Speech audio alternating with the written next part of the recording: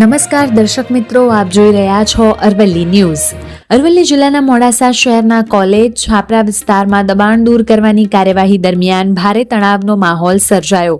મોડાસા નગરપાલિકા માર્ગ અને મકાન વિભાગ તેમજ જિલ્લા તંત્રની હાજરીમાં 2 જેસીબીની મદદથી કાચા પાકા રહેણાંક મકાનો દૂર કરવામાં આવ્યા. કાર્યવાહી દરમિયાન સ્થાનિક લોકોએ વિરોધ નોંધાવ્યો અને સમગ્ર વિસ્તારમાં પોલીસનો ચુસ્ત બંદોબસ્ત ગોઠવવામાં આવ્યો.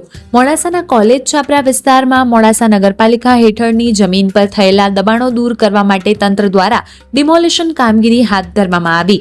2 જેસીબીની મદદથી અંદાજે 24 જેટલા કાચા અને પાકા રહેણાંક મકાનો તોડી પાડવામાં આવ્યા. સ્થળ પર પ્રાંત અધિકારી, નગરપાલિકાના ચીફ ઓફિસર, માર્ગ અને મકાન વિભાગના અધિકારીઓ સહિત પોલીસની આશરે 10 જેટલી ગાડીઓ સાથે ચુસ્ત બંદોબસ્ત ગોઠવાયો હતો. અમારો એક જ સવાલ છે કે અમને કોઈ નોટિસ નથી મળી. પહેલા તો અમારો પ્રશ્ન એ છે, બરોબર, અને પહેલા જે દબાણ હતું એ અમને કીધું કાયદેસર અમે હટાવી દીધું, જાતે તોડીને આપી દીધું, બરોબર. પછી પાછું આ ઉકસેવામાં આવ્યું, કહેવામાં આવ્યું કે ખાલી કરી દો. અમને ના નોટિસ મળી, કોઈ ચીજની. અમને ચોમાસું છે, અમને ગરીબ છીએ, નથી ખાવાના પૈસા, નથી ઊંઘવાના પૈસા. હમણાં આ ઘર બાર તૂટી જાય, તમે ક્યાં જશો? અમારું એક પ્રોજેક્શન છે કલેક્ટર સાહેબથી બધા સર સાહેબોને કે અમારી આ રિક્વેસ્ટ સાંભળે અને જે માપથી થતું હોય 6 મીટરનું 3 મીટરનું એ કાયદેસર લઈ લે અને બાકી બીજું અમારું બચાવવાની કોશિશ કરે. બસ અમારું આટલો આભાર.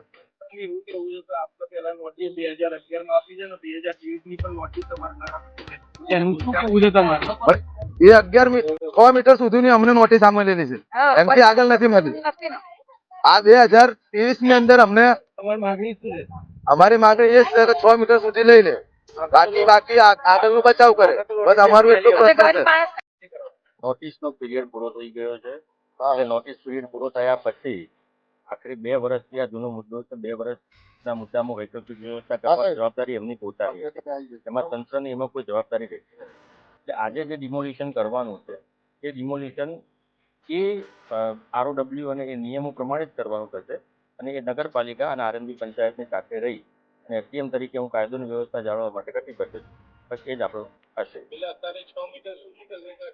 RNB પંચાયતમાં હમણાં આવશે, એમનું ક્લિયર છે આપણે. દબાણની કાર્યવાહી દરમિયાન સ્થાનિક રહીશોએ ભારે વિરોધ વ્યક્ત કર્યો હતો. અસરગ્રસ્તોનો આક્ષેપ છે કે વર્ષ 2011માં કરાયેલી અરજીમાં માત્ર 6 મીટર સુધીના દબાણ દૂર કરવાનો ઉલ્લેખ હતો, જ્યારે વર્ષ 2023ની અરજીમાં દબાણના માપ અંગે કોઈ સ્પષ્ટ ઉલ્લેખ નહોતો. તેમ છતાં આશરે 9 થી 10 મીટર સુધી દબાણ દૂર કરવામાં આવ્યું હોવાનો સ્થાનિકો દાવો કરી રહ્યા છે. સ્થાનિકોના જણાવ્યા મુજબ ચોમાસાની ઋતુ દરમિયાન રોજિંદી મજૂરી કરીને જીવન ગુજરાતા અનેક પરિવારોના રહેણાંક મકાનો તોડી પાડવામાં આવતા તેઓ ઘર વિહોણા બન્યા છે. અસરગ્રસ્ત પરિવારોને તાત્કાલિક રહેઠાણ અને વળતર આપવાની માંગ સાથે કાર્યવાહીની નિષ્પક્ષ તપાસ કરી યોગ્ય ન્યાય આપવામાં આવે તેવી માંગ ઉઠી છે. વૈભવ રાઠોડ, અરવલ્લી ન્યૂઝ, મોડાસા. નગરમાં આજે જે કોલેજ છાપરા છે ત્યાં વર્ષોથી 40 વર્ષથી એ લોકો વસવાટ કરે છે. ગરીબ માણસો છે, પોતાનું જીવન મજૂરી કરીને જ્યારે પોતાનું પસાર કરતા હોય ને એવા લોકો જ્યારે 40 વર્ષથી અહીંયા પોતાનો વસવાટ કરતા હોય ને એવા લોકોના દબાણો તોડવા માટે અગાઉ પણ નગરપાલિકા અને વહીવટીતંત્ર અહીંયા જ્યારે આવ્યું હતું અને ત્યારે એમને દબાણ તોડ્યું હતું અને એ વખતે સ્પષ્ટ વાત થઈ હતી કે આ દબાણ પૂરતું દબાણ છે, પરંતુ ન જાણે કેમ એમને આવા જ વિસ્તારો જોવા મળે છે. અન્ય જગ્યાએ એમને દબાણ જોવાતું નથી. 40 વર્ષથી જ્યારે જે માણસો રહેતા હોય, વસવાટ કરતા હોય અને 2011માં એમને જે નોટિસ આપે છે ત્યારે સ્પષ્ટ વાત કરે છે કે 6 મીટરની દબાણની પ્રક્રિયા જે છે એટલું તમે દબાણ હટાવી દો. પણ જ્યારે 2023માં જ્યારે નોટિસ આપે છે ત્યારે એમની મનસુખી પ્રમાણે તંત્ર એને નોટિસ આપે છે અને એમાં કોઈ 6 મીટરનો ઉલ્લેખ કરતા નથી, કોઈ પણ મીટરનો ઉલ્લેખ કરતા નથી. આજે 18 મીટરના નાજા હેઠળ જ્યારે દબાણ તોડવા આવ્યા છે ત્યારે એ ગેરકાનૂની છે. સુપ્રીમ કોર્ટે પણ ગાઈડલાઈન આપી છે કે જ્યારે કોઈ પણ ગરીબ માણસનું જ્યારે ઝૂંપડું તોડતા હોય ત્યારે એને વૈકલ્પિક વ્યવસ્થા આપવી જોઈએ અને પછી દબાણ તોડવું જોઈએ. ન જાણે આ અધિકારીઓ બેરાકાન અને ટૂંકણી નિંદ્રામાં સૂઈ ગયા હોય એવું અમને લાગે છે. કોઈ વ્યક્તિ પરમેનન્ટ નથી.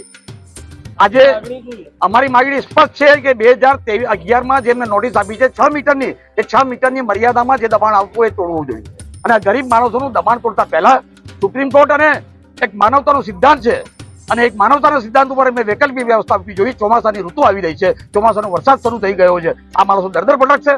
શું ભારતના લોકો છે, વિદેશના લોકો નથી કે જે વિદેશ જતા રહે?